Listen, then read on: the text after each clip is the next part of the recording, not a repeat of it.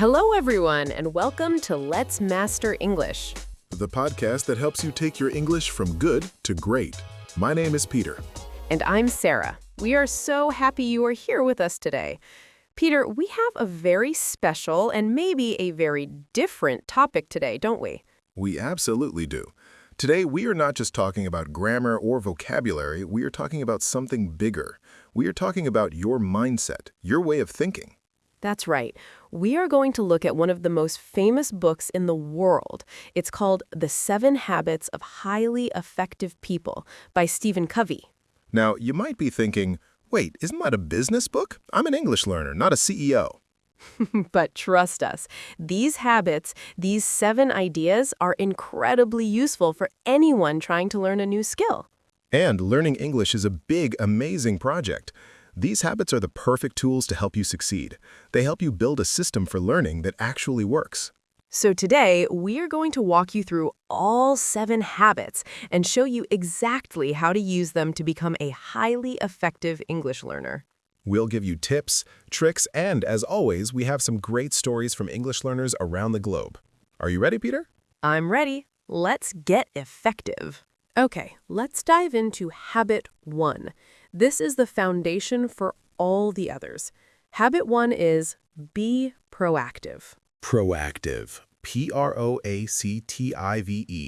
This is a great word. Sarah, what's the opposite of proactive? The opposite is reactive. R-E-A-C-T-I-V-E. A reactive person waits for things to happen to them. A proactive person makes things happen. Exactly. Let's think about this for English learning. A reactive learner says things like, my teacher is boring. This grammar book is confusing. I have no one to practice speaking with. I don't have time. These are all excuses. A reactive person blames other people or situations. They are a passenger in the car. But a proactive learner, they are the driver. They are in charge. A proactive learner hears those same problems and finds solutions. My teacher is boring, so I will find interesting English podcasts to listen to. This grammar book is confusing, so I will search for a YouTube video that explains it in a different way. I have no one to practice with, so I will download a language exchange app today and send 5 messages. And the big one, I don't have time, so I will look at my schedule and find 15 minutes. You see the difference? It's the difference between I can't and how can I? It's about taking responsibility for your own learning journey. This is so important. Your teacher can't learn for you. An app can't learn for you. You have to do the work. Being proactive means you choose to do it. We have a great example of this. Let's talk about Kenji from Japan. Global learner example, Kenji. So Kenji was a university student, and he was very shy. In his English class, he was very reactive. He never raised his hand. He waited for the teacher to call his name. He was afraid of making mistakes. He felt stuck. He felt his English was not improving. He was blaming his shyness. I'm just a shy person, he thought. I can't speak. But then he decided to be proactive. He made one small rule for himself. In every class, he had to ask one question. Just one. Oh, that's smart. It's small, but it's an action. Exactly. The first time, he was terrified. His heart was beating fast. He asked a simple question about a vocabulary word. The teacher answered, and nothing bad happened. The world didn't end. The next class, he asked another question. It got a little easier. After a month, he wasn't just asking questions, he was giving answers. He didn't stop there. He was proactive outside of class, too. He loved anime, so he started a small online group for other English learners who also liked anime. They met on Discord once a week to talk about their favorite shows in English. Wow! He didn't wait for a speaking opportunity. He created one. That right there is habit 1.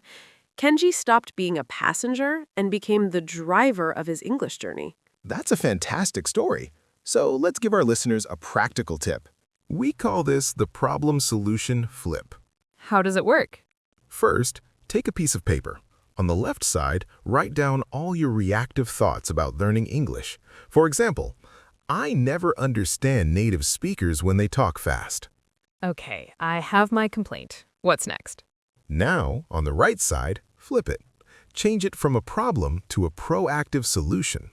So, I never understand fast native speakers becomes, So, I will watch one 5-minute news clip every day. First, I'll watch with subtitles, then I'll watch without subtitles. I will focus on the rhythm, not every single word. perfect. You've just changed a complaint into an action plan. You are being proactive. I love that. You are in control. Okay, so you've decided to be proactive. You're in the driver's seat. But where are you driving? Good question. If you don't have a destination, you'll just drive around in circles. That brings us to habit 2. Begin with the end in mind. This means having a very clear goal, a clear vision of your success. Stephen Covey uses the metaphor of building a house. You would never start building a house without a blueprint, a detailed plan. If you just start nailing wood together, you won't get a house. You'll get a mess. It's the same with English. Why are you learning? What is your end? What does success look like for you? This is a very personal question. Your end is not the same as my end. Is your end to pass the IELTS exam with a 7.0? Is it to travel to New York and order food confidently in a restaurant? Is it to understand 80% of a Netflix movie without subtitles? Is it to give a 10-minute presentation at work in English? You need to be specific. I want to be fluent is not a good goal. It's not clear. What does fluent mean? But I want to have a 15-minute conversation with my colleague from Canada about our weekend is a fantastic goal. It's clear, it's specific, you can measure it. When your why is clear, your how becomes easier. When you feel tired or lazy, you can remember your end in mind, and it will give you motivation. Let's talk about Maria from Brazil. Maria loved to cook. She spent all her free time in the kitchen. Her end in mind was very specific. She wanted to watch Gordon Ramsay's cooking tutorials on YouTube in English and understand everything. She wanted to follow his recipes perfectly. That is a brilliant goal. It's personal, it's specific, and it's connected to her passion. So, how did this end in mind change her study plan? Well, she didn't just study random vocabulary lists. No, she focused on cooking vocabulary. She learned words like to chop, to dice, to sauté, to whisk, a spatula, a colander. She watched his videos with English subtitles and wrote down every new word. She practiced by cooking the recipes herself, saying the instructions out loud in English. Okay, now I am whisking the eggs. Now I will chop the onions.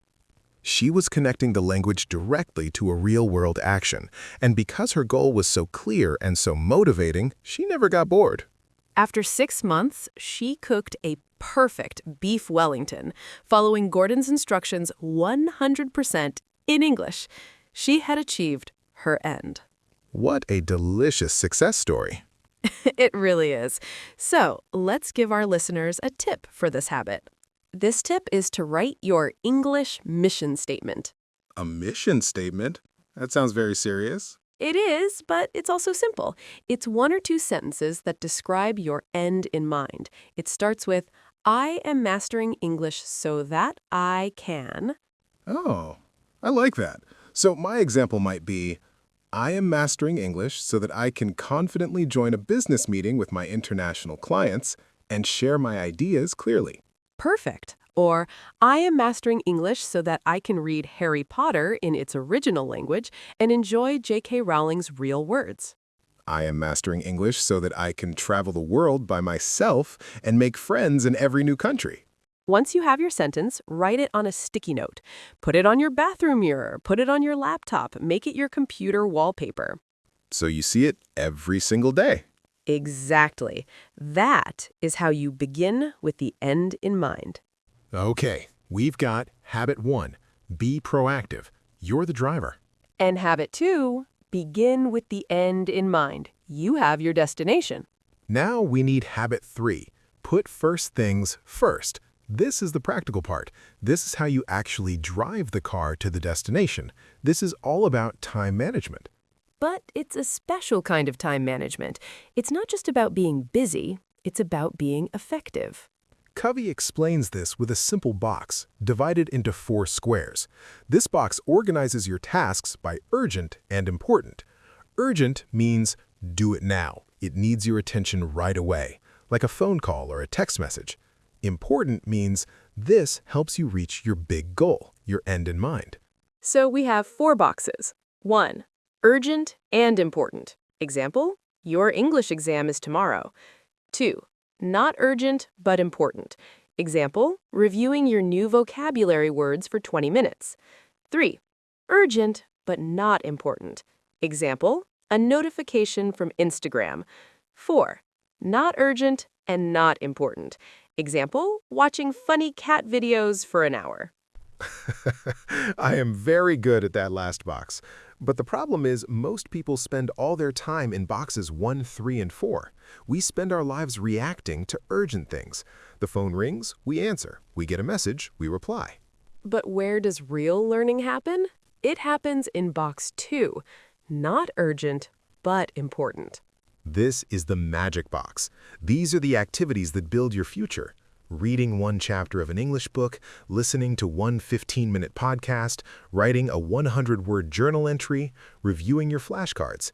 No one is forcing you to do these things. They are not urgent. You could easily not do them today, but if you do them every day, you will become fluent. Putting first things first means you make time for box 2 even when you are busy. You do the important things before they become urgent. Let's look at Ahmed from Egypt.